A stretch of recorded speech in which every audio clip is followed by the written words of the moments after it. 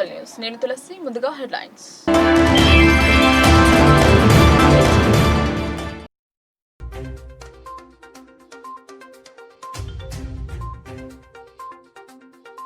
కన్నుమూసిన పీడిత తాడిత అణగారిన వర్గాల నాయకుడు, నివాళులు అర్పించిన సిపిఎం శ్రేణులు. ఢిల్లీలో గుర్తింపు పొందిన వామపక్ష నేత.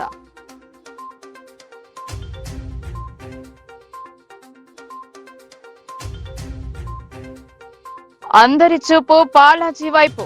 కర్ర గణేష్ ను దర్శించుకుని మొక్కులు, బారులు తీరిన భక్తులు.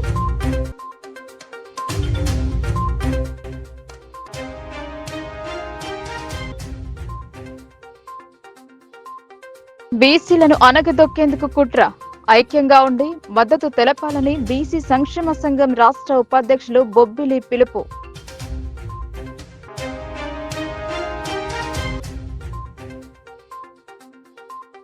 అణగారిన వర్గాల శ్రేయస్సు కోసం పరితపించిన నేతకు సంతాపం. పార్టీ పతాకాన్ని అవగతం చేసిన సిపిఎం శ్రేణులు.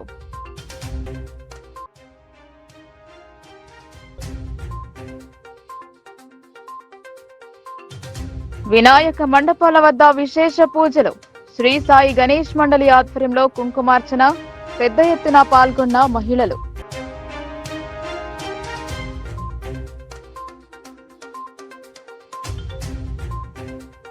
ఒక అరుణతార రాలిపోయింది.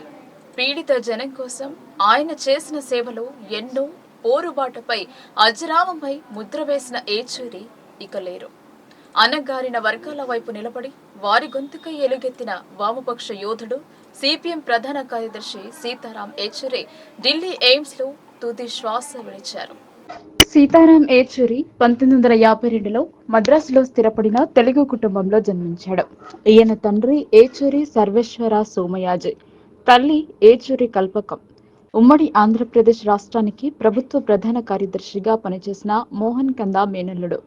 ఈయన తల్లి కల్పకం మోహన్ కంద సోదరి, ప్రముఖ సంఘ సంస్కర్త దుర్గాబాయి దేశ్ముఖ్ శిష్యురాలు. సీతారాం విద్యాభ్యాసం అంతా ఢిల్లీలోనే సాగింది. ఢిల్లీ ఎస్టేట్ స్కూల్లో పాఠశాల విద్య అభ్యసించారు. సిబిఎస్ఈ పరీక్షల్లో జాతీయ స్థాయిలో మొదటి ర్యాంకు సాధించారు. సెయింట్ స్టీఫెన్ కళాశాలలో బిఏ ఆర్థిక శాస్త్రం, జవహర్లాల్ నెహ్రూ విశ్వవిద్యాలయంలో ఎంఏ ఆర్థిక శాస్త్రంలో పట్టా పొందారు. డిగ్రీ, పీజీ రెండింటిలోనూ ప్రథమ శ్రేణిలోనే ఉత్తీర్ణులయ్యారు. 1975లో దేశంలో అత్యవసర పరిస్థితి విధించిన సమయంలో అరెస్ట్ అయ్యారు. ఫలితంగా జేఎన్యూలో పీహెచ్డీలో చేరిన డాక్టరేట్ పూర్తి చేయలేకపోయారు. సీతారాం మొదటి భార్య వీణా మజుందార్ కూతురు.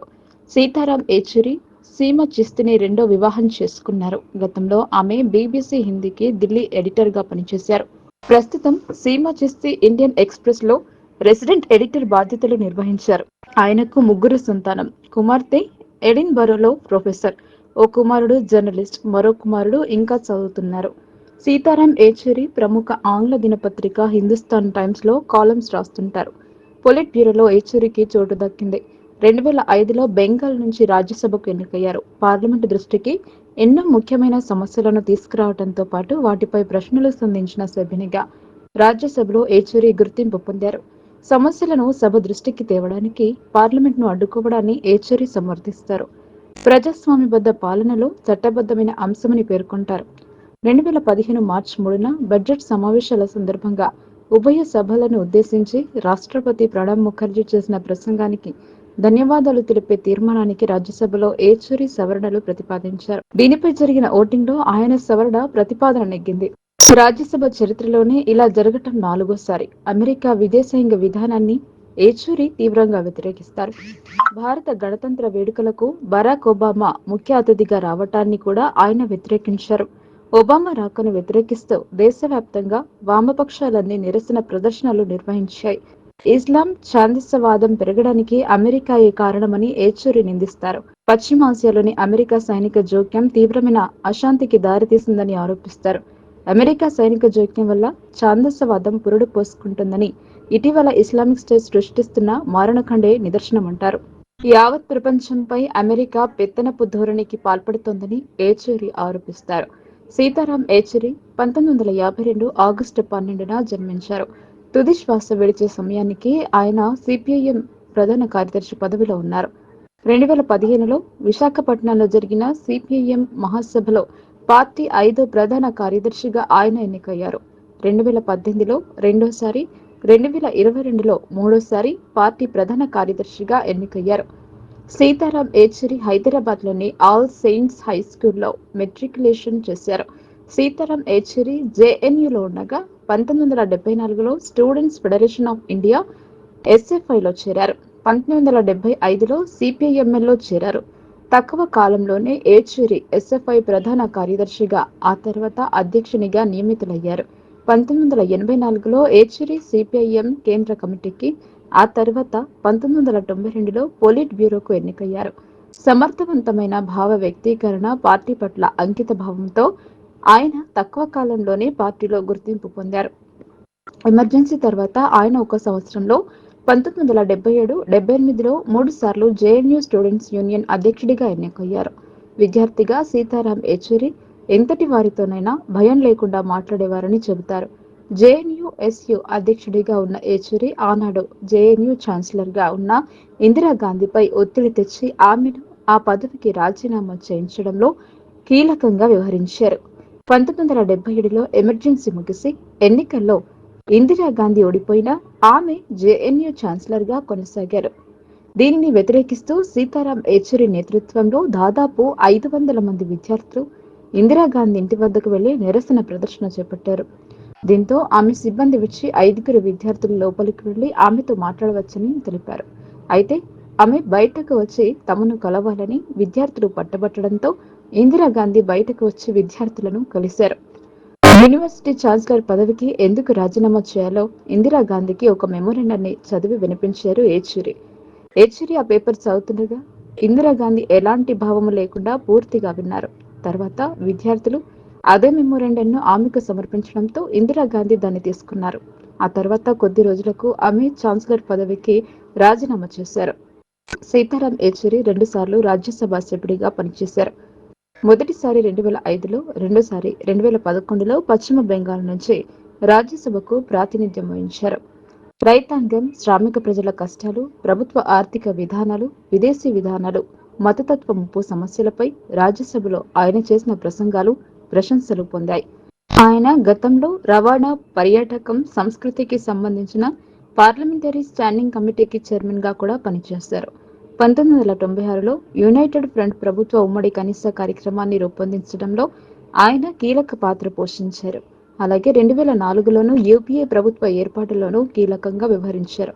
What is this Hindu Rashtra, pseudo Hinduism exposed, caste and class in Indian politics today, oil food deficit or successful of deficit మొదలైన పుస్తకాలు రాశారు.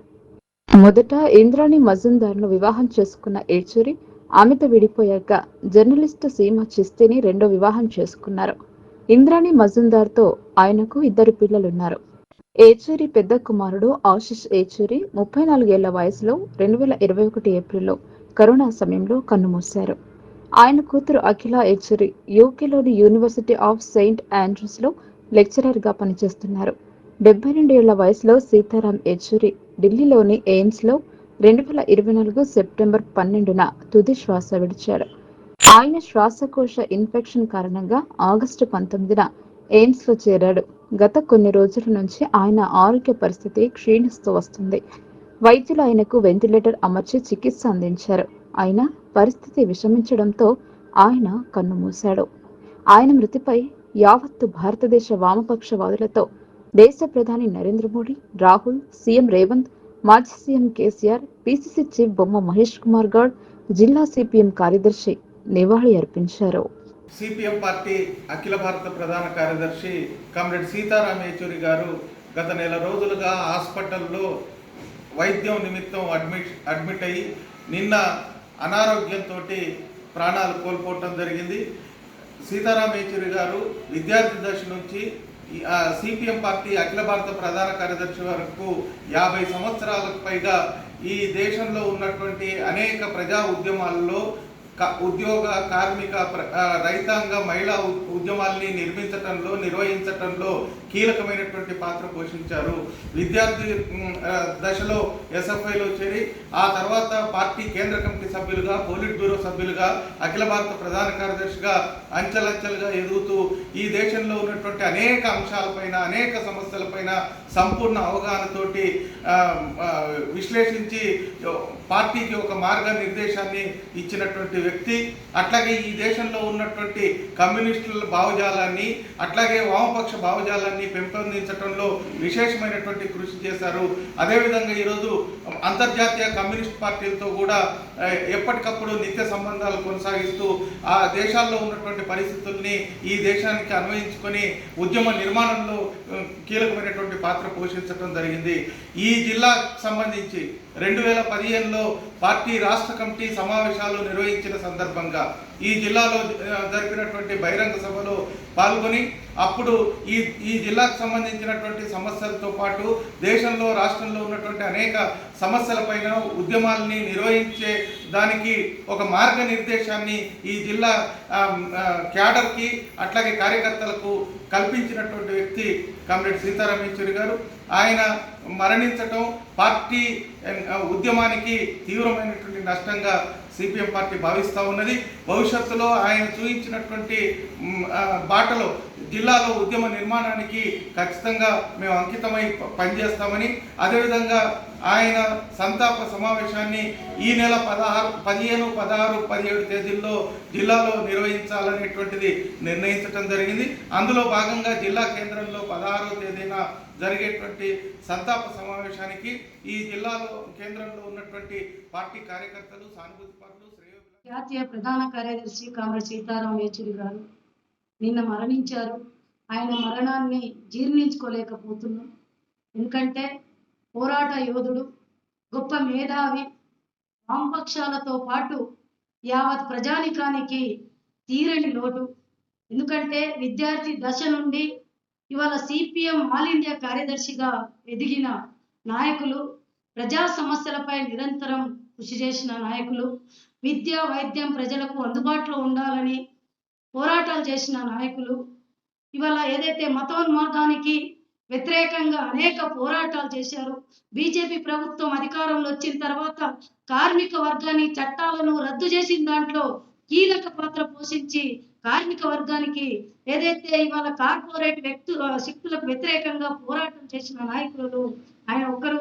ఇవాళ గ్రామీణ ఉపాధి హామీ పథకం సంబంధించింది పోరాటం చేసి సాధించుకున్న దాంట్లో కీలక పాత్ర పోషించారు. ఆయన పోరాటాలు ఒక స్ఫూర్తిదాయకం. ఆయన పోరాటాలను రానున్న కాలంలో భవిష్యత్తులో కార్మికులను, అదే మహిళలలో సమస్యలను తీసుకెళ్లి ఆయన స్ఫూర్తిని కొనసాగిస్తాం. కంకణ బద్దులై ఆయన స్ఫూర్తిని ప్రజలలో తీసుకెళ్తాం. కర్రలో కొలువైన దైవం భక్తులకు కేవలం గణపతి నవరాత్రిలో మాత్రమే మూల విరాట్టు తన దర్శన భాగ్యం కల్పిస్తూ కోరిన కోరికలను తీరుస్తూ సత్య గణపతిగా, వరసిద్ధి వినాయకునిగా విరాజులతో అశేష భక్తజన కోటిని ఆకట్టుకుంటున్నాడు పాలచ్ గణేశుడు. పాలచ్ కర్ర గణపతిపై లోకల్ ఛానల్ న్యూస్ ప్రత్యేక కథనం. మహారాష్ట్ర, తెలంగాణ సరిహద్దు ప్రాంతంలో గల పాలచ్ అనే గ్రామంలో గల కర్ర గణపతిని దర్శించేందుకు వివిధ రాష్ట్రాల నుండి ప్రజలు అశేషంగా తరలివచ్చి లంబోదరుని దర్శించుకుంటున్నారు. మహారాష్ట్రలోని నాందేడ్ జిల్లా బోకర్ తాలూకాలోని పాలచ్ అనే గ్రామంలో కొలువైన దైవాన్ని కనులారా దర్శించుకునేందుకు భక్తులు పోటెత్తుతున్నారు. గణపతి నవరాత్రిలో వివిధ రాష్ట్రాల నుండి ప్రతినిత్యం లక్షలాదిగా భక్తులు తరలి రావడానికి కర్ర గణపతి మహిమలే కారణమని భక్తులు తెలియజేస్తున్నారు. గణపతి నవరాత్రులు మొదలయ్యాయంటే చాలు ఆ చిన్న గ్రామంలో భక్తులతో సందడిగా మారిపోతుంది.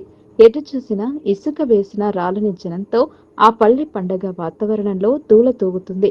ఆ గ్రామంలో కర్ర గణపతిని ప్రతిష్ఠించి పూజించడానికి వెనుక ఒక పెద్ద కారణం లేకపోలేదు. 1948వ సంవత్సరం గణపతి నవరాత్రులకు ముందు పాలచ్ గ్రామంలో కలరా, ప్లేగ్ వ్యాధులు విలయతాండవం చేయడంతో పలువురు మృతి చెందగా గ్రామ పెద్దలు ఆ లంబోదరుని శరణు వెళ్లడంతో వ్యాధులు తగ్గుముఖం పట్టగా గ్రామ పెద్దలు అనుకున్న విధంగానే ఇప్పటి నిర్మల్ జిల్లాలోని గుండప్ప వర్మ అనే నకాషీ కళాకారుని దగ్గర 51 రూపాయలకు కర్ర విగ్రహాన్ని కొనుగోలు చేసి ప్రతి ఏటా గణపతి నవరాత్రిలో తమ గ్రామంలో ప్రతిష్ఠించి పూజించడం ఆరంభించారు. 1948వ సంవత్సరం నుండి ఇప్పటి వరకు భక్తులచే పూజలు అందుకుంటున్న కర్ర గణపతి మహిమల వెనుక అన్న మహత్యాన్ని పరిశీలిస్తే 4 అడుగుల కర్ర వినాయకుడిని తయారు చేసిన గుండప్ప వర్మ 11 రోజుల పాటు అత్యంత భక్తి శ్రద్ధలతో ఉపవాస దీక్ష పాటిస్తూ నిష్ఠతో విగ్రహాన్ని తయారు చేయడంతోనే ఆ విఘ్నేశ్వరుడు సంతుష్టుడై తన వద్దకు వస్తున్న భక్తుల కోరికలను తీరుస్తున్నాడని గ్రామస్తుల విశ్వాసం. పాలెస్ గ్రామానికి లక్షలాదిగా తరలి వస్తున్న భక్తులకు ఆలయ కమిటీ ఆధ్వర్యంలో అన్నదానం ఏర్పాటు చేస్తున్నారు. ప్రతిరోజు 30 నుండి 40 క్వింటాళ్ల బియ్యాన్ని అన్నదాన కార్యక్రమానికి వినియోగిస్తున్నట్లు ఆలయ నిర్వాహకులు తెలిపారు. ఈ సందర్భంగా ఆలయ కమిటీ చైర్మన్ తోటావార్ లింగన్న, గ్రామ మాజీ సర్పంచ్ సురేష్లు లోకల్ న్యూస్ ఛానల్తో మాట్లాడుతూ భక్తుల సౌకర్యార్థం మౌలిక వసతులు ఏర్పాటు చేసి భక్తులకు ఎలాంటి ఇబ్బందులు తలెత్తకుండా జాగ్రత్తలు పాటించి సదుపాయాలను మరింత మెరుగుపరిచేందుకు కృషి చేస్తున్నామని అన్నారు. వినాయక చవితి అనంతరం 11వ రోజున లేదా అనంత చతుర్థి రోజున విగ్రహమూర్తిని భక్తి శ్రద్ధలతో భజనలు చేస్తూ గ్రామపుర వీధుల గుండా ఊరేగించి గ్రామ పొలిమేరలో గల వాగు వద్దకు కర్ర విగ్రహాన్ని తీసుకువెళ్లి కర్ర గణపయ్య ముందు ప్రతి ఏటా ప్రతిష్ఠించే మట్టి వినాయక ప్రతిమను వాగులో నిమజ్జనం చేసిన తర్వాత కర్ర గణపతిని తిరిగి ఆలయానికి తీసుకువస్తారని వారు తెలిపారు. కేవలం గణపతి నవరాత్రిలో మాత్రమే కర్ర వినాయకుని భక్తుల దర్శనార్థం ఉంచడం జరుగుతుందని వారు తెలిపారు. ఇంతటి మహిమగల కర్ర వినాయకుని దర్శించుకున్న తర్వాత భక్తులు తమ కోరికను కోరుకొని ముడుపులు కట్టడం ఇక్కడి ఆనవాయితీ అని నిర్వాహకులు తెలియజేశారు. కర్ర గణపతిని దర్శించుకునేందుకు అశేషంగా తరలి వస్తున్న భక్తులకు నిజామాబాద్ జిల్లా కేంద్రం నుండి బైన్సా వరకు, అటు నుండి పాలెస్ వరకు టీఎస్ఆర్టీసీ బస్సు సదుపాయం కల్పిస్తోంది. పాలెస్ గ్రామం ఇది ఒక ఆంధ్ర, మహారాష్ట్ర, తెలంగాణ, మహారాష్ట్ర సరిహద్దులో ఉన్నటువంటి గ్రామము. ఇక్కడ కర్రతో చేయించిన ఒక గణేషుని స్థాపించడం అనేది 1948లో స్థాపించమనేది జరిగింది. ఆ రోజు నుంచి ఈ రోజు దాకా భక్తుల సంఖ్య రోజు రోజుకు పెరుగుతూ ఉన్నది. వచ్చినటువంటి భక్తులు అలా మొక్కులు చెల్లించుకొని వెళ్ళడం అనేది జరుగుతున్నది. వచ్చేటటువంటి భక్తులకు ఇబ్బందులు లేకుండా మా దగ్గర పార్కింగ్ వ్యవస్థ కానీ, అదేవిధంగా తాగినీటి సౌకర్యం, అన్నదానము, క్యూ లైన్స్ ఇవన్నీ ఊరు తరఫున అందరు కలిసికట్టుగా మాదయ్య, తుమ్మల మాదయ్య, సత్య గణపతి, ఇది 51 తెచ్చింది గణపతి. అప్పుడు తక్కువ బీమారు ఉన్న శాత అని ఇక తెచ్చిన శాత తక్కువైంది. మళ్ళీ సత్య గణపతి అయింది అని మంచిగా జరుగుతున్నది. అన్నదానం అని మంచిగా జరుగుతున్నది. మంచిగా చేస్తున్నాం. 77 మంచిగా జరుగుతున్నది. నేను మా దోమకొండ చిన్నారాజు సార్, వయసు 65. అయితే నేనైతే ఇప్పటిదాకా 40 ఏళ్ళే రాబట్టి ఏం లేకుండా చరిత్ర. అయితే 50 రూపాయలకి నిర్మాణం చేసి కొంకొచ్చింది, గుండా చేసింది, నగదు గుండా చేసింది. 50 రూపాయలకి కొంకొచ్చింది. కొంకొచ్చినాక మనం ఒక ఏడాది ఉజ్జున్నాక చేద్దామంటే అందరికీ ఇక కక్కులు బయలు కదులు లక్ష్యంగా అది ఆపేసింది. ఆపేసే మొక్కి నిలబెట్టి ఏడాదికి వేయద్దు, లోపల ఉంచాలా అని మాట్లాడాను. ఇప్పటికైతే అందరికీ భక్తులు రోజు లక్షలకు దక్కుతున్నారు. సండే లక్షలకు దక్కుతున్నారు. 70 మంది, 80 మంది, 60 కుటాల బియ్యం తగ్గుతున్నాయి. అన్నదానంకు అందరూ మంచిగా జరుగుతున్నాయి. అనుకున్న అందరికీ భక్తులు కూడా మంచిగా వస్తున్నారు. భక్తులు కూడా అనుకున్న పనులు అవుతున్నాయి. కాన్ఫైట్ నుండి జాబులు దొరుకుతున్నాయి. అనుకున్న పనులు ఏది అనుకుంటుంది ముట్టు కట్టుకుంటే అందరికీ అనంతం అవుతున్నది. ఫస్ట్ క్లాస్ నడుస్తున్న పద్దు జనం వస్తారు. పద్దు ఫుల్ వస్తున్నది. ప్రతి రోజు అన్నందానానికి తక్కలేదు. ప్రతిరోజు అన్నందానాకు పబ్లిక్ ఇక్కడ లైన్ కూడా పబ్లికే. మళ్ళీ దేని సపరేట్ మంచిగా ఫస్ట్ క్లాస్ ఆనందం ఏం తగిలి కాకుండా మెయింటెనెన్స్ భక్తం చేస్తున్నారు. 1000 మంది మెయింటైన్ చేస్తారు. ఏం టెన్షన్ లేకుండా మా బంధువులు సేవ మంచిగా ఉంది. వినంగా ఆనందం చేస్తున్నారు. First class. నేను కూడా 40 ఏళ్ళ రాబట్టి నాకు కూడా మంచిగా అనిపించింది. అగ్రవర్ణాలకు ఊడిగాన్ చేసేలా వెనుకబడిన వర్గాలు ఉన్నాయని అన్నారు. బీసీలంతా ఏకమై రాజ్యాంగపరంగా రావాల్సిన హక్కులు, రిజర్వేషన్ల కోసం ఉద్యమించాలన్నారు. బీసీ కులగణనకు న్యాయస్థానం అనుకూల తీర్పు ఇవ్వడంపై సంతోషం వ్యక్తం చేశారు. నగరంలో బీసీ సంక్షేమ సంఘం రౌండ్ టేబుల్ సమావేశం జిల్లా మాజీ అధ్యక్షులు అబ్బగోని అధ్యక్షతన జరిగింది. సమావేశానికి బీసీ సంక్షేమ సంఘం రాష్ట్ర ఉపాధ్యక్షుడు బొబ్బిలి నర్సయ్య ముఖ్య అతిథిగా హాజరయ్యారు. అలాగే బీసీ సంక్షేమ సంఘం జిల్లా నూతన అధ్యక్షునిగా నారా గౌడ్కు నియామక పత్రాన్ని అందించి సన్మానించారు. కుల గణనపై న్యాయస్థానం తీర్పును స్వాగతిస్తూ బాణసంచ కాల్చి సంబరాలు జరుపుకున్నారు. నూతన అధ్యక్షులుగా నియమితులైన నారా గౌడ్ మిఠాయి తినిపించారు. రౌండ్ టేబుల్ సమావేశంలో బీసీ నాయకులు కరిపె గణేష్, కపిల్, రాజాగౌడ్ పలువురు బీసీలకు జరుగుతున్న అన్యాయాన్ని తెలిపారు. ముఖ్య అతిథి బొబ్బిలి నర్సయ్య మాట్లాడుతూ బీసీలను విచ్ఛిన్నం చేసి ఎదగకుండా కొందరు చిచ్చుపెడుతున్నారని పేర్కొన్నారు. వ్యాపారంలో రాణిస్తున్న వారిని దెబ్బతీయాలన్న ఉద్దేశంతో వ్యాపారులపై దాడులు జరిపిస్తూ శునకానందం పొందుతున్నారని వివరించారు. బీసీలకు అన్యాయం జరిగితే ఐక్యంగా ఉండి అగ్రవర్ణాల వారి కుట్రలను తిప్పికొట్టిన అవసరం ఉందన్నారు. అప్పుడే బీసీలకు సముచిత స్థానం దక్కుతుందన్నారు. రిజర్వేషన్లు అనేవి న్యాయస్థానం పరిధిలో చట్టబద్ధంగా జరుగుతాయని ఆశాభావం వ్యక్తం చేశారు. ముందుగా బీసీలు ఐక్యంగా ఉండి తోటి బీసీకి మద్దతుగా నిలవాల్సిన అవసరం ఎంతైనా ఉందన్నారు. ఇకనైనా బీసీలు ఐక్యంగా ఉండి ముందుకు సాగాలని పిలుపునిచ్చారు. ఈ రౌండ్ టేబుల్ సమావేశంలో పలువురు బీసీ నాయకులు పాల్గొన్నారు. అందరికీ నమస్కారములు. మిత్రులారా, అందరు చెప్పారు, అందరూ మాట్లాడారు. మన బీసీలు మొగుల మీద ఉంచితే మన మీదే పడుతుంది అన్నట్టు వివరిస్తున్నారు. ఎందుకంటే అందరం చెప్తున్నాం 57% ఉన్నాం బీసీలమని, కానీ ఎక్కడ ఉన్నాం, ఏంది, ఏం కథ? మొన్న 9 కాన్ఫరెన్సులు ఉంటే 8 కాన్ఫరెన్సులు ఓసీలకు వచ్చినాయి. ఎవరన్నా మాట్లాడారా? మాట్లాడారు. మనం ఊకుంటామా? మనం చదువు కోసం బీసీ అంటున్నాం, మన పిల్లని ఇవ్వాలంటే బీసీ అంటున్నాం, పిల్లగాడు ఇవ్వాలంటే బీసీ అంటున్నాం, నా కులంకే ఇవ్వాలంటున్నాం. కానీ ఓటేసినప్పుడు మర్చిపోతున్నాం. మన అశోక్ రెడ్డి, మన్మోహన్ రెడ్డి, ప్రవీణ్ రెడ్డి పైసలు ఇస్తారు, వాళ్ళకే ఓటేద్దామని చెప్పి వాళ్ళకే సపోర్ట్ ఇస్తారు. మిత్రులు చెప్పారు వాళ్ళ బాధ. వేల్పూర్ బాధ చూస్తే మనకు ఎప్పుడు జరగలే అంత బాధ వేల్పూర్ బీసీలకు జరిగిందని చెప్పచ్చు. ఓసీలు వేరే, బీసీలు వేరే. అక్కడ ఈ కుల గణన అంటున్నాం, కుల గణన 100% చేయాలి. ఇలా ఓటర్పై బీసీల ఒక బిజినెస్ మ్యాన్ పైకి వస్తున్నాడని చెప్పి ఒక హోటల్ కట్టారు. ఆ హోటల్ను ఓసీ కాంప్లైంట్ ఇచ్చారు. మనది కాదని చెప్పి ఊరుకుంటే అది మంచిదవుతుందా? మనది అయినా కాకుండా బీసీలందరం ఒక యూనిటీగా వస్తేనే బాగుపడతాం. ఇలా హోటల్ మీద కాంప్లైంట్ ఇచ్చారు, వాడి మీద రైడ్ చేశారు. అది కట్టి నీకు 5-6 నెలలు కాదు, దాని మీద ఎంతో లాస్ వచ్చింది. అది చెడ్డ పేరు వచ్చిందంటే మనం దాన్ని కోలుకోలేడు మన బీసీ. అదే ఓసీలే ఉన్నాయి, 10-20 ఏళ్ళ నుంచి కట్టినవి ఉన్నాయి. ఎవడన్నా కాంప్లైంట్ ఇచ్చారా? అలా ప్రతిరోజు వ్యాభిచారం నడుస్తుంది, అది మనకు తెలుసు. అక్కడ కార్డ్స్ నడుస్తాయి, మనకు తెలుసు. అయినా అక్కడనే పోయి మనం నమస్తే సార్, నమస్తే సార్ అంటున్నాం, తెచ్చుకుంటున్నాం.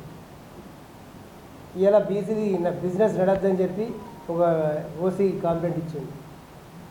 ముందుకు రండి అందరు, ఇప్పటికైనా. ఇలా కులగణన చేస్తారు. ఏంటి కులగణన చేసేది? ఏమున్నది? ఆల్రెడీ మనకు బైసాబ్ చెప్పాడు, ఓసీ మన ఏలో 52 కులాలు ఉన్నాయి. మొత్తం 136 కులాలు ఉంటాయి. 136 కులాలను మనం ఏకం చేయగలిగినాం. ఇప్పటివరకు ఎవరు చేయరు. ఇప్పటికైనా ముందుకు రండి. జనగణ మనకు కాగానే చేస్తారా చేయరా సెకండరీ, మనకైతే చేస్తారు అని చెప్పి అంటున్నారు. కానీ తప్పకుండా చేస్తారు. చేసినా కూడా మనం విద్యా పరంగా 27% కంపల్సరీ కేంద్ర ప్రభుత్వాన్ని మనం పెద్ద ఎత్తున ఆందోళన కార్యక్రమం చేయాలి. 27% కంపల్సరీగా పర్సెంటేజ్ ఇవ్వాలి. ఇప్పుడు ఎంప్లాయీస్లో కానీ తప్పనిసరిగా ఎంప్లాయీస్లో కానీ 27% కావాలని చెప్పి కోరాలి. ఇప్పుడు ఎస్సీ ఎస్టీలకు ప్రమోషన్లో కూడా పర్సెంటేజ్ ఇస్తున్నారు. మనకెందుకు ఇవ్వరు? మరి 3 ఎకరాల భూమి ఇస్తున్నారు, మనకెందుకు ఇవ్వరు? అలాకంటే హీన బతుకులు బీసీలే ఉన్నాయి, ఎందుకు ఇవ్వరు? మన ఇంట్లో మనం కూర్చుంటే కాదు అది. ఇప్పటికైనా బుద్ధి చేసుకున్న బీసీలు కంపల్సరీ మనం అందరం ఒక నారాగౌడ్ మీద ఎత్తేయద్దు, అశోక్ గౌడ్ మీద ఎత్తేయద్దు. ప్రతి ఒక్కరు ముందుకొచ్చి ఒక్కొక్క వార్డు తీసుకుంటే అప్పుడు బాగుపడుతుంది. ఇప్పటి నుండి అయినా కానీ మనం మన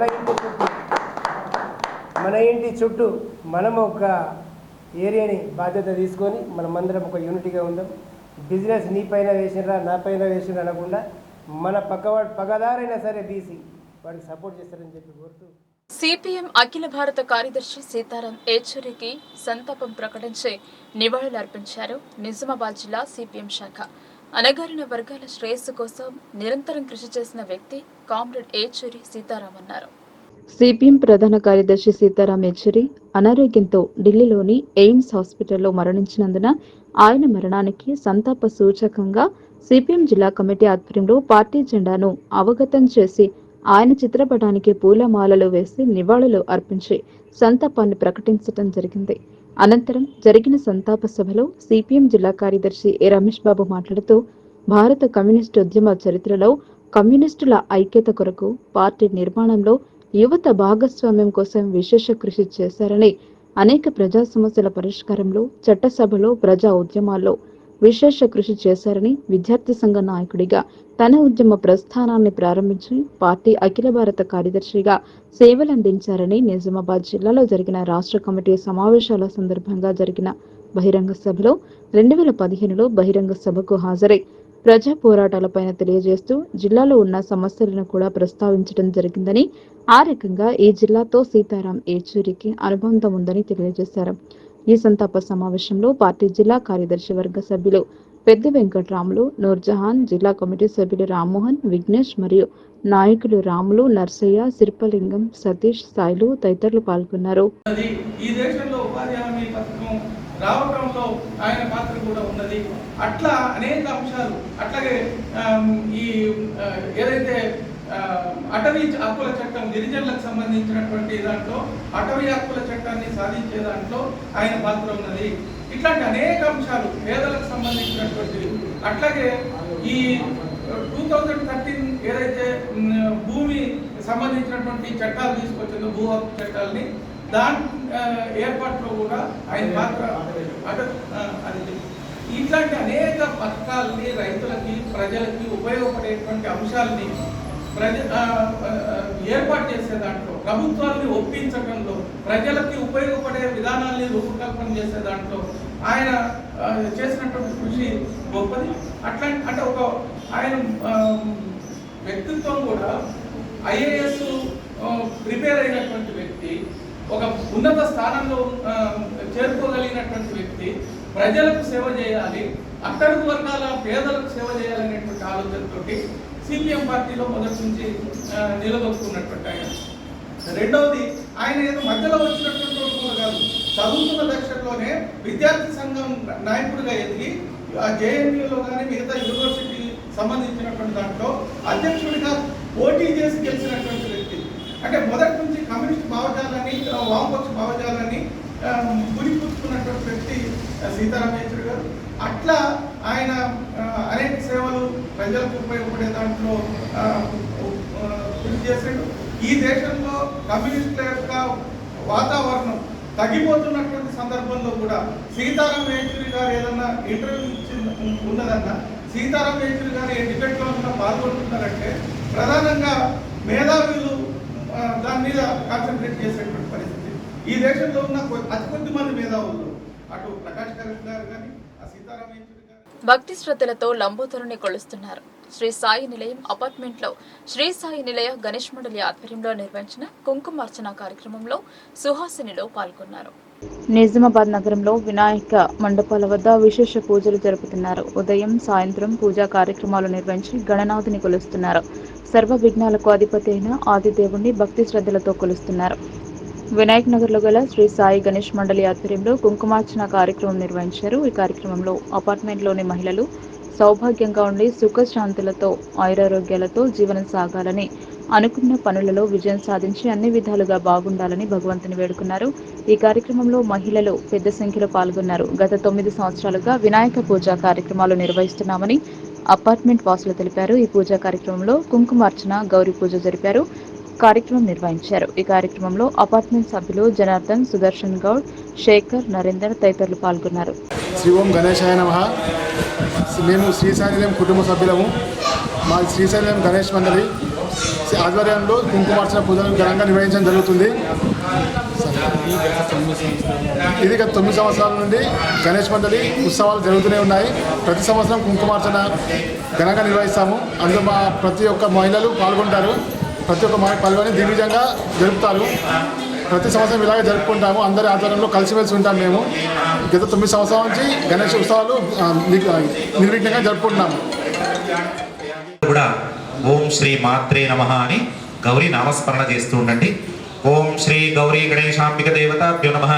అతద్యాన్నం ఓం గౌరీ విమాయ సలిలాని తక్షత్యేకపదే ద్విపదే సా చతుష్పదే అష్టాపదే నవపదే బభూషే సహస్రాక్షర పరమే వ్యోమన్.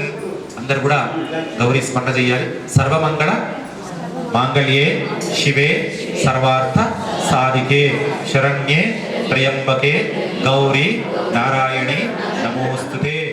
యా దేవి. కేంద్ర ప్రభుత్వం తెలంగాణకు తక్షణమే 2000 కోట్లు విడుదల చేయాలని సిపిఐ జిల్లా కార్యదర్శి పి సుధాకర్ డిమాండ్ చేశారు. వరద బాధితులకు అన్ని విధాలుగా ఆదుకోవాలన్నారు. కేంద్ర ప్రభుత్వం తక్షణమే వరద బాధితుల సహాయార్థం తెలంగాణకు 2000 కోట్లు విడుదల చేయాలని నేడు సిపిఐ ఆధ్వర్యంలో జిల్లా కలెక్టర్ని సిపిఐ బృందం పి సుధాకర్, వై ఓమయ్య, కమలాపురం రాజన్న, అంజలి, అలీ ఇమ్రాన్లతో కలిసి జిల్లా అడిషనల్ కలెక్టర్ కిరణ్ కుమార్కి వినతి పత్రం అందజేశారు. ఈ సందర్భంగా సిపిఐ జిల్లా కార్యదర్శి పి సుధాకర్ మాట్లాడుతూ తెలంగాణలో వరదల వల్ల నష్టపోయిన కుటుంబాలకు 3 నెలల పాటు ఉచితంగా నిత్యావసర వస్తువులను ప్రభుత్వం అందించడంతో పాటు వారి విద్యార్థుల ఫీజులు ప్రభుత్వమే చెల్లించాలని, వరద బీభత్సం వల్ల చనిపోయిన కుటుంబాలకు 10 లక్షల పరిహారం చెల్లించాలని, పూర్తిగా ధ్వంసమైన ఇళ్లను తొలగించి డబుల్ బెడ్రూమ్ ఇండ్లు భవిష్యత్తులో ముంపుకు గురి కాకుండా ఉండే స్థలంలో నిర్మించి ఇవ్వాలని, ఇండ్లలో నీరు చేరి యావత్ నష్టపోయిన కుటుంబాలకు 50,000 నష్టపరిహారం, పంటలు నష్టపోయిన రైతాంగానికి ఎకరానికి 30,000 రూపాయలు చెల్లించాలని, కేంద్ర ప్రభుత్వం తెలంగాణ రాష్ట్రానికి తక్షణమే 2,000 కోట్ల రూపాయలు విడుదల చేయాలని, కేంద్ర ప్రభుత్వం తెలంగాణ రాష్ట్రంపై వివక్ష, నిర్లక్ష్యం ప్రదర్శించకుండా క్షేత్రస్థాయిలో సర్వే నిర్వహించి 10,000 కోట్లు కేటాయించి ఇండ్లలోకి వరద వచ్చే సామాగ్రి సర్వం నష్టపోయిన వారందరికీ, పశు సంపద పంటలు పూర్తిగా నష్టపోయిన వారికి, ప్రాణ నష్టం వల్ల కోలుకోలేకుండా ఉన్న కుటుంబాలకు ఆసరా కల్పించాల్సిన అవసరం ఉందని అన్నారు. ఈ ప్రాంతాలలో చిన్న పరిశ్రమలు నెలకొల్పడానికి కేంద్ర రాష్ట్ర ప్రభుత్వాలు సమన్వయంతో పనిచేసి బాధితులకు న్యాయం చేయాలని డిమాండ్ చేశారు. తెలంగాణలో ఇటీవల కురిసినటువంటి అతి భారీ వర్షాల వల్ల తెలంగాణ చాలా జిల్లాలు నష్టపోయినటువంటి పరిస్థితి ఉంది. ఇప్పటికే ప్రభుత్వాలు తెలంగాణ రాష్ట్ర ప్రభుత్వం అంచనాలు వేసినటువంటి పనిలో ఉన్నది. ఇప్పటికే ప్రభుత్వ లెక్కల ప్రకారం దాదాపు 6,000 కోట్లు తక్షణం అవసరం ఉంటే తప్ప ఈరోజు ఎవరైతే బాధితులు ఇల్లు పోయినటువంటి వాళ్ళు కావచ్చు, ఇళ్లలో నీళ్ళు వచ్చి మొత్తం సర్వస్వం కోల్పోయినటువంటి వాళ్ళు కావచ్చు, అదేవిధంగా పశువులు, గేదెలు కావచ్చు, లేకపోతే మేకలు కావచ్చు, ఇతర పశువులు పోయినటువంటి వాళ్ళు కావచ్చు, లేదా పంటలు పోయినటువంటి వాళ్ళు కావచ్చు, వీళ్ళందరికీ సుమారుగా 6,000 కోట్లు ఇస్తేనే ఈరోజు గెటేటటువంటి పరిస్థితి ఉన్నది. కాబట్టి కేంద్ర ప్రభుత్వం ఇప్పటికైనా కేంద్ర సంబంధించినటువంటి బృందాన్ని మొన్న పంపినటువంటి బృందము ఏదో సాదాసీదాగా చేసి సర్వే వెళ్ళిందని చెప్పేసి ప్రభుత్వం చెప్తా ఉన్నది. కాబట్టి కేంద్ర సహాయ బృందాలు ఎట్లయితే పంపినారో ఆ విధంగానే ఇక్కడ జరిగినటువంటి పరిస్థితిని క్షేత్రస్థాయిలో క్షుణ్ణంగా అధ్యయనం చేయాలని చెప్పేసి దీనికి సుమారు 10,000 కోట్ల రూపాయల అంచనా ప్రభుత్వం చెప్తా ఉంది. కాబట్టి ఆ 10,000 నిధులను కేంద్ర ప్రభుత్వం కేటాయిస్తూనే తక్షణ నిధులను ఖరీదైన వైద్యం చేయించుకోలేని వారికి సీఎం సహాయ నిధి ఒక వరంగా మారింది. కార్పొరేట్ ఆసుపత్రుల్లో చికిత్స పొందే బిల్లులు చెల్లించలేని స్తోమత లేని వారికి సీఎం సహాయ నిధిని అందజేశారు. ఎరిగట్ల మండల కేంద్రానికి చెందిన 5గురికి ముఖ్యమంత్రి సహాయ నిధి నుండి మంజూరైన 2,40,000 చెక్లను గ్రామ కాంగ్రెస్ నాయకులు లబ్ధిదారుల ఇంటికి వెళ్లి అందజేశారు.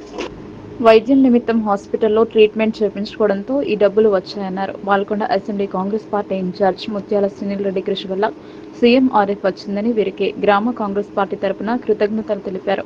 కాంగ్రెస్ ప్రభుత్వం వచ్చినప్పటి నుండి ఇప్పటి వరకు సుమారు 75 వరకు సీఎంఆర్ఎఫ్ దరఖాస్తులను సునీల్ రెడ్డి పెట్టడం జరిగిందని, ఇప్పటికీ 10 చెక్కులు మంజూరు కాగా వాటిని అందించడం జరిగిందన్నారు.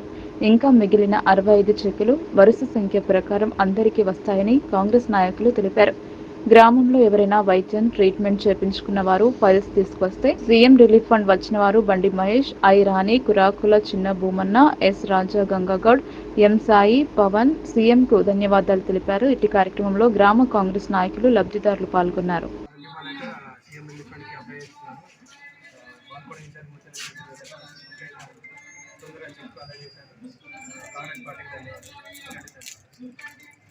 ఈరోజు ఎర్రట్ల మండల కేంద్రంలో సీఎం రిలీఫ్ ఫండ్ ఎరట్ల మండలానికి గ్రామానికి 15 రిలీఫ్ ఫండ్లు వచ్చినాయి. మొత్తం మీద ఎరట్ల గ్రామంలో నుంచి 70 రిలీఫ్ ఫండ్లు మన సునీల్ రెడ్డి ఆధ్వర్యంలో కాంగ్రెస్ పార్టీకి 70 రిలీఫ్ ఫండ్లు అందజేసినాము. దానికి 15 ఈ 2-3 రోజులలో 15 లక్షలు మిగతాయి కూడా ఒక 1 మంత్ బిఫోర్ రాగలుగుతాయి. ఎవరే కానీ ఇంకా ఏదైనా అనారోగ్యంగా పాలైన వాళ్ళు ఎవరన్నా ఉంటే ఇంకా సీరియస్ అప్లై చేసుకోగలరు. ఎవరికి డబ్బులు ఇచ్చే అవసరం లేదు. మన ఇన్ఛార్జి సునీల్ రెడ్డి గారు పదే చెప్తున్నారు, ఎవరికి రూపాయి ఇచ్చే అవసరం లేదు. దేని విషయంలో అయినా కానీ ఈ డైరెక్ట్ తీసుకొచ్చి సునీల్ రెడ్డి ఆఫీస్లో అయినా సరే, ఏరట్లో ఉన్న కాంగ్రెస్ కార్యకర్తలకు ఎవరికైనా కలిసినా సరే తీసుకొచ్చి ఇవ్వగలరు. ఇవ్వాలి అడిగినా రూపాయి ఇచ్చే అవసరం లేదు. భవిష్యత్తులో కూడా ఏ దానికి కూడా ఎవ్వరు కూడా రూపాయి ఇచ్చే అవసరం లేదు. సునీల్ రెడ్డి గారు పదే చెప్తున్నారు. ఏది అవసరం ఉన్నా ఇక్కడ మండలే కానీ ఇక్కడ లోకలే కానీ ఏ విషయమైనా పాత నాయకుల మాదిరిగా మాకు 10 ఇయర్ 5 ఇయర్ మీకు చేపిస్తామన్న దానికి ఎవరు కూడా దాని కొరకు వాళ్ళకు లొంగకుండా మీకు ఏ ఇబ్బంది వచ్చినా సునీల్ రెడ్డి గారు డైరెక్ట్ తన ఆఫీస్కు మొత్తం ప్రజానీయానికి వచ్చి తనకు తెలియజేయాలని కోరుకుంటున్నారు. ప్రతి ఒక్కరు అదే విధంగా మీకు ఆపద ఏది ఉన్నా కానీ, మీకు ఇబ్బంది ఏది ఉన్నా కానీ, మీకు సపోర్ట్ దొరకని ఏడాలా వేరే వాళ్ళు ఏదైనా అది ఇది చెప్పినా కానీ సీదా తన ఆఫీస్కి పోయి చెప్పి కలిసి తన ద్వారా లబ్ధి పొంది కాంగ్రెస్ పార్టీకి ఎన్నికల సమయంలో ఇచ్చిన హామీ మేరకు బీడీ కార్మికులకు షరతులు లేకుండా పెన్షన్ ఇవ్వాలని ఐఎఫ్టీయూ డిమాండ్ చేసింది.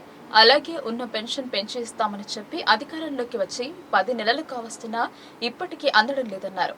బీడీ కార్మికులకు 4016 పెన్షన్ షరతులు లేకుండా అమలు చేయాలి. తెలంగాణ ప్రగతిశీల beedi workers union IFTU demand చేశారు. ఎర్రగట్ల బస్టాండ్ నుండి తహసీల్దార్ కార్యాలయం వరకు భారీ ర్యాలీ నిర్వహించి తహసీల్దార్ కార్యాలయం ముందు నిరసన తెలిపారు. అనంతరం తహసీల్దార్కు వినతి పత్రం అందజేశారు. అసెంబ్లీ ఎన్నికల సందర్భంగా ముఖ్యమంత్రి ఎన్నికల ప్రణాళికలో ప్రకటించిన విధంగా ఎలాంటి ఆంక్షలు లేకుండా 28 ఫిబ్రవరి 2014 కటాఫ్ డేట్ని తొలగిస్తూ బీడీ కార్మికులందరికీ 4016 రూపాయల జీవన భృతి ఇవ్వాలని ఐఎఫ్టీయూ జిల్లా సహాయ కార్యదర్శి ఆర్ రమేష్ డిమాండ్ చేశారు. తెలంగాణ రాష్ట్రంలో బీడీ పరిశ్రమపై లక్షల మంది ఆధారపడి జీవిస్తున్నారన్నారు. బీడీ పరిశ్రమను నాశనం చేయడానికి నరేంద్ర మోడీ సర్కార్ బహుళ జాతీయ సిగరెట్ కంపెనీలతో కుమ్మక్కై వారికి అనేక సౌకర్యాలు కల్పిస్తూ ఆర్థిక లాభం చేకూర్చడానికి సబ్సిడీలు ఇస్తూ బీడీ పరిశ్రమపై ట్యాక్సులు పెంచి పరిశ్రమను దెబ్బతీయటకు కుట్ర చేస్తుందన్నారు. అందులో భాగంగానే రాష్ట్రంలో బీడీ కార్మికులకు చేతినిండా పని దొరకడం లేదని, నెలకు 5 రోజుల పని మాత్రమే దొరుకుతుందన్నారు. అందులోనూ సరిపడా ఆకు, తంబాకు కూడా ఇవ్వడం లేదన్నారు. ముడి సరుకుని కార్మికులే కొని ఆర్థికంగా నష్టపోతున్నారని తెలిపారు. తెలంగాణ ప్రగతిశీల బీడీ వర్కర్స్ యూనియన్ నాయకత్వంలో చేతినిండా పని కల్పించాలని అనేక ఆందోళనలు చేశారన్నారు. ఈ నేపథ్యంలో గత టీఆర్ఎస్ ప్రభుత్వం పని కల్పించడంలో వైఫల్యం చెంది జీవన భృతి ఇవ్వడానికి అంగీకరించింది. కానీ 2014 ఫిబ్రవరి 28వ తేదీ కటాఫ్ డేట్ పెట్టి అంతవరకు పనిచేసిన వారికి మాత్రమే జీవన భృతి ఇస్తానని ఆంక్షలు విధించిందన్నారు. రేవంత్ రెడ్డి తమ ఎన్నికల ప్రణాళికలో బీడీ కార్మికులకు జీవన భృతి 4016 ఇస్తానని హామీ ఇచ్చారని గుర్తు చేశారు. ఎలాంటి ఆంక్షలు లేకుండా బీడీ పరిశ్రమలో బీడీల చుట్టే, ప్యాకింగ్ చేసే, బట్టి పెట్టే కార్మికులతో పాటు గంపవాల, కమిషన్దారులు, మునిన్లు, పరిశ్రమలో చేసి ఉద్యోగులందరికీ 4016 రూపాయలు జీవన భృతి ఇవ్వాలని మోడీ సర్కార్ కార్మికులకు పోరాడి సాధించుకున్న అనేక చట్టాలను రద్దు చేస్తూ 4 కోడ్లను తీసుకొచ్చి కార్మికులకు తీరని అన్యాయం చేసిందన్నారు. ఈ కార్యక్రమంలో జిల్లా ఉపాధ్యక్షురాలు ఎం సత్యక్క, కె రాజేశ్వర్, జిల్లా నాయకురాలు సారా సురేష్, జిల్లా అధ్యక్షులు ఏఐపీకేఎస్ జి కిషన్, జిల్లా ప్రధాన కార్యదర్శి ఏఐపీకేఎంఎస్ బి అశోక్, జిల్లా నాయకులు బీడీ కార్మికులు లక్ష్మి, సుజాత, మమత, జమున, మస్తాన్, రాధ, గంగక్క, మంజుల తదితరులు పాల్గొన్నారు.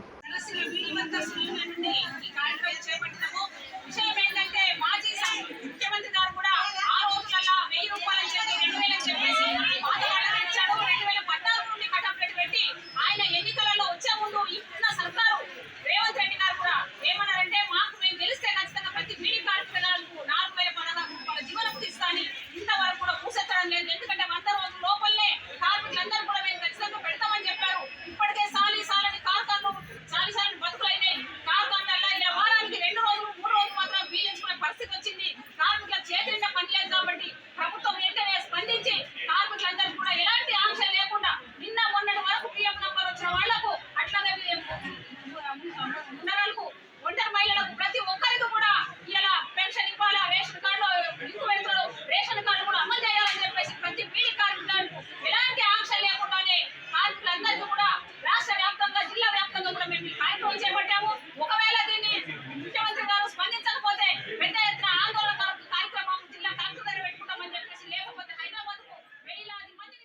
కాంట్రాక్ట్ అవుట్సోర్సింగ్ కార్మికులకు కనీస వేతనం 26,000కై కార్మిక హక్కులకై ఐక్యంగా పోరాడతామన్నారు.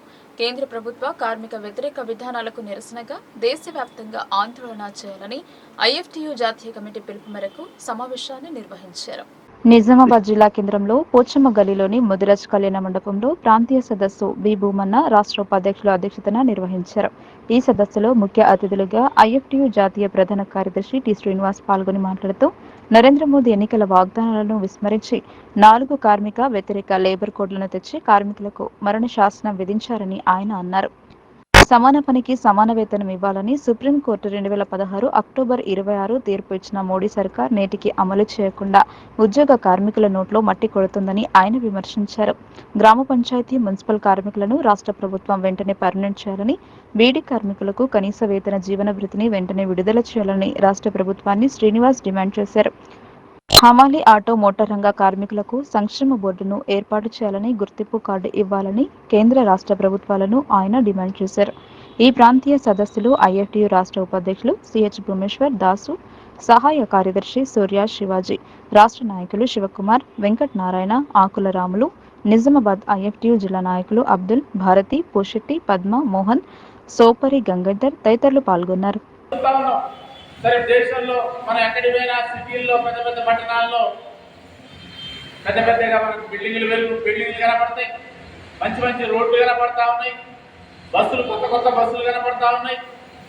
అదేవిధంగా కంప్యూటర్లు వచ్చినాయి, శాస్త్ర సాంకేతిక పరిజ్ఞానం అభివృద్ధి చెందింది, మంచి టీవీలు వచ్చినాయి, ఇవన్నీ కూడా వచ్చినాయి. ఇదంతా అభివృద్ధి. మనం దీన్ని ఏం కాదంటలే.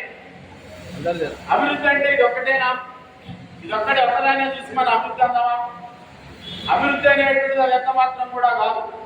ఏమిటి మనం ఆలోచించేటువంటి అభివృద్ధి? ఏమిటి? ప్రభుత్వాలు బాగా మంచి రోడ్లు వేసినాం, విమానాలు వచ్చినాయి, అనేక విమానాశ్రయాలు వచ్చినాయి, ఎంత వచ్చినాయని చూపెడతా ఉంది. ఇది కాదు. మనం కోరుకునేటువంటిది ఏంటంటే మన అభివృద్ధి జరగాల, మనుషుల యొక్క పౌరుల యొక్క అభివృద్ధి జరగాలి. మన అభివృద్ధి అంటే ఏమిటి? మన అభివృద్ధి అంటే మన జీవన ప్రమాణాలు పెరగడం. మన జీవన ప్రమాణాలు పెరగడం అంటే ఏంటి? గణేష్ మండల వద్ద పూజలు, యజ్ఞాలు జరుపుతున్నారు. అలాగే భక్తుల కోసం అన్నదాన కార్యక్రమాన్ని నిర్వహించారు. భక్తి శ్రద్ధలతో పూజలు చేశారు.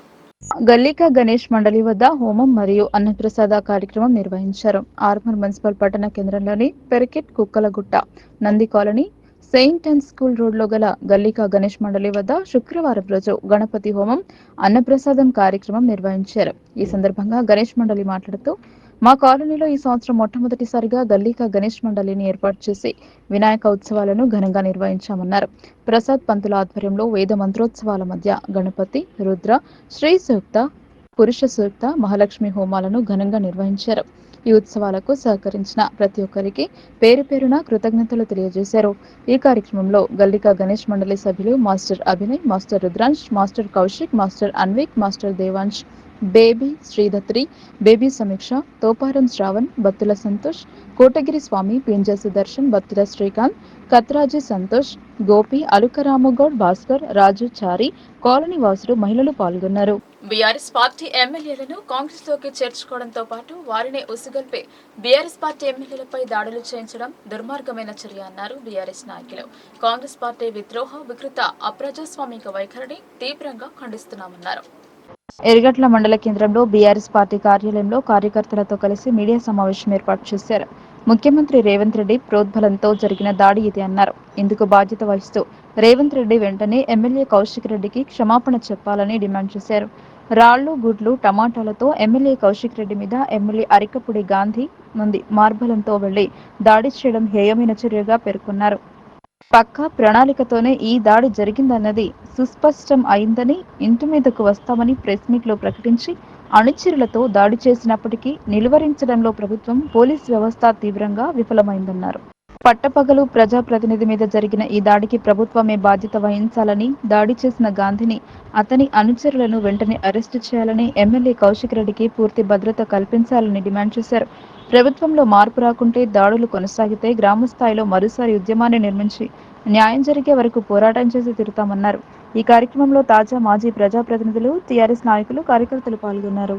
గాంధీ గారు వారి అనుచరులు పోయి రాళ్లతోని, కట్టెలతోని, ఇనుప రాళ్లతోని దాడి చేయడం ఆటవిక చర్యగా మా ఏరియట్ల మండల బీఆర్ఎస్ పార్టీ అభివర్ణిస్తూ తీవ్రంగా ఖండిస్తున్నాం. తెలంగాణ రాష్ట్రం ముట్లాడి సాధించి తెచ్చుకున్నటువంటి రాష్ట్రంలో 10 సంవత్సరాలు ఎలాంటి ఆటంకాలు లేకుండా పరిపాలన సాగించిన కేసీఆర్ గారి యొక్క మరియు హైదరాబాద్ యొక్క ఇమేజ్ని పాడేయడానికి కాంగ్రెస్ పార్టీ పూనుకున్నదనేది నిన్న జరిగిన సంఘటన నిదర్శనంగా మేము అనుకుంటున్నాం.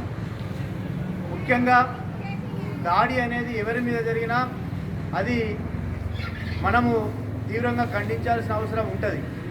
కానీ దాన్ని సమర్థించుకుంటూ కాంగ్రెస్ పార్టీ నాయకులు ఉల్టా దొంగవై కోత్వాలు బెదిరించినట్టు మా బీఆర్ఎస్ ఎమ్మెల్యేలు గౌరవ హరీష్ రావు గారు, అదేవిధంగా ప్రశాంత్ రెడ్డి గారు, ఇంకా కొంతమంది అందరూ కలిసి పోలీసులకు కాంప్లైంట్ ఇవ్వడానికి వెళ్తే వారిని అరెస్ట్ చేసి అర్ధరాత్రి వరకు ఎక్కడికి వెళ్తున్నారో కూడా తెలియకుండా తిప్పుతూ, వారి మాజీ మంత్రులు ఉన్నారు అందులో, అదేవిధంగా ఎమ్మెల్యేలు ఉన్నారు. ఇంతమంది ఉన్నా కానీ పోలీసులు దుందుడుకు చర్యగా వ్యవహరిస్తున్న తీరు చూస్తే ఖచ్చితంగా వారి వెనుక, పోలీసుల వెనుక రేవంత్ రెడ్డి గారు, ముఖ్యమంత్రి రేవంత్ రెడ్డి గారు ఉండి చేపించినట్టుగా మాకు అనిపిస్తూ ఉన్నది. ఇట్లాంటి చర్యలు పునరావృతమైతే బీఆర్ఎస్ పార్టీ నాయకులు కానీ కార్యకర్తలు కానీ ఊరికైనా లేరు. ఖచ్చితంగా మరో ఉద్యమానికి నాంది పలుకుతుందని మా ఏరియట్ల మండల బీఆర్ఎస్ నిజామాబాద్ నగరంలోని ప్రభుత్వ పాలిటెక్నిక్ కళాశాలను ఇంజనీరింగ్ కళాశాలగా అప్గ్రేడ్ చేయడాన్ని స్వాగతిస్తున్నామని ప్రగతిశీల ప్రజాస్వామ్య విద్యార్థి సంఘం తెలిపింది. ఇందుకోసం పీడీఎస్యూ వరుసగా ఆందోళన కార్యక్రమాలు చేస్తుందన్నారు. నగరంలోని పాలిటెక్నిక్ కళాశాలకు ఇంజనీర్ కళాశాలగా అప్గ్రేడ్ చేయడం పట్ల పీడీఎస్యూ స్వాగతించింది. ఈ సందర్భంగా పీడీఎస్యూ జిల్లా ప్రధాన కార్యదర్శి డాక్టర్ కర్క గణేష్ మాట్లాడుతూ ఇంజనీరింగ్ కాలేజ్గా అప్గ్రేడ్ చేయాలని 2022 సంవత్సరం నుండి నేటి వరకు పీడీఎస్యూ వరుసగా ఆందోళన కార్యక్రమాలు చేస్తుందన్నారు. ఇటీవల రాష్ట్ర ప్రభుత్వ సలహాదారు షబీర్ అలీని కలిసి ఇంజనీరింగ్ కాలేజ్ అనేది ఉమ్మడి నిజామాబాద్ జిల్లా విద్యార్థుల ఆకాంక్ష అని తెలిపారన్నారు. ఉమ్మడి నిజామాబాద్ జిల్లాకే కాకుండా ఉమ్మడి ఆదిలాబాద్ జిల్లా విద్యార్థులకు ఉపయోగకరమని పీడీఎస్యూగా ఆందోళన కార్యక్రమాలు చేయడం జరిగిందన్నారు. ఫలితంగా ప్రభుత్వం నిజామాబాద్ పాలిటెక్నిక్ కాలేజ్ ని ఇంజనీరింగ్ కాలేజ్ గా అప్గ్రేడ్ చేస్తున్నట్లు ఉత్తర్వులు ఇచ్చారన్నారు. ఇంజనీరింగ్ కాలేజ్ ఏర్పడడం ద్వారా నిజామాబాద్ జిల్లాకే కాకుండా ఉమ్మడి ఆదిలాబాద్ జిల్లా పేద విద్యార్థులకు, ముఖ్యంగా బాలికలు దూర ప్రాంతాలకు వెళ్లకుండా ప్రభుత్వ టెక్నికల్ ఎడ్యుకేషన్ అందుతుందన్నారు. ఇది పీడీఎస్సీ నాయకత్వంలో పోరాడిన పాలిటెక్నిక్ విద్యార్థుల విజయమని తెలిపారు. ధన్యవాదాలు తెలిపారు. ఈ కార్యక్రమంలో పాలిటెక్నిక్ కళాశాల పీడీఎస్సీ విద్యార్థి నాయకులు శ్రీకాంత్, మహేష్, తరుణ్, కోహ్లీ, నిఖిల్ తదితరులు పాల్గొన్నారు. నిజామాబాద్ నగరంలోని ప్రభుత్వ పాలిటెక్నిక్ కళాశాలను ఇంజనీరింగ్ కళాశాలగా ఉన్నతీకరిస్తూ మంత్రివర్గ ఉపసంఘం తెలపడం పీడీఎస్ విద్యార్థి సంఘంగా స్వాగతిస్తున్నాం. నిజామాబాద్ జిల్లాలోని విద్యార్థుల ప్రజల ఆకాంక్ష అని మేము కోరడం జరిగింది. పీడీఎస్ విద్యార్థి సంఘంగా 2022 నుంచి ఇప్పటి వరకు అనేక దశల పోరాటాలను చేయడం జరిగింది. అదేవిధంగా ఇప్పుడున్న ప్రభుత్వ సలహాదారులు షబీర్ అలీ గారికి కూడా మేము విన్నవించడం జరిగింది. ఎందుకంటే ఇది నిజామాబాద్ జిల్లా విద్యార్థుల, ఉమ్మడి జిల్లా విద్యార్థుల ఆకాంక్ష అని తెలపడం జరిగింది. ఆ మేరకు ఇప్పుడున్న రాష్ట్ర ప్రభుత్వము వెంటనే ఉత్తర్వులు చేయడం మేము స్వాగతిస్తూ ఉన్నాము. అదేవిధంగా వెంటనే రాష్ట్ర ప్రభుత్వము వచ్చే విద్యా సంవత్సరం నుంచి వార్తలు ముగించే ముందు హెడ్లైన్స్ మరోసారి.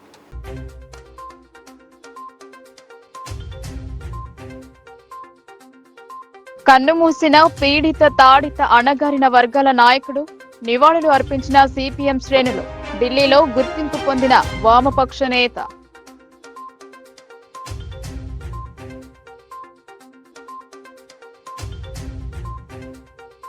అందరి చూపు బాలాజీ వైపు. కర్ర గణేష్ ను దర్శించుకుని మొక్కులు, బారులు తీరిన భక్తులు.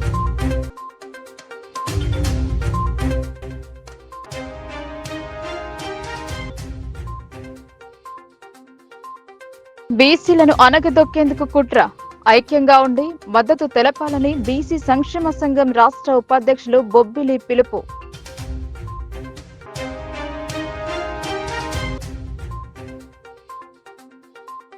అనగారిన వర్గాల శ్రేయస్సు కోసం పరితపించిన నేతకు సంతాపం.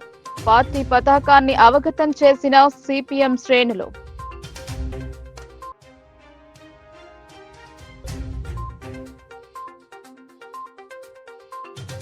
వినాయక మండపాల వద్ద విశేష పూజలు. శ్రీ సాయి గణేష్ మండలి ఆధ్వర్యంలో కుంకుమార్చన. పెద్ద ఎత్తున పాల్గొన్న మహిళలు.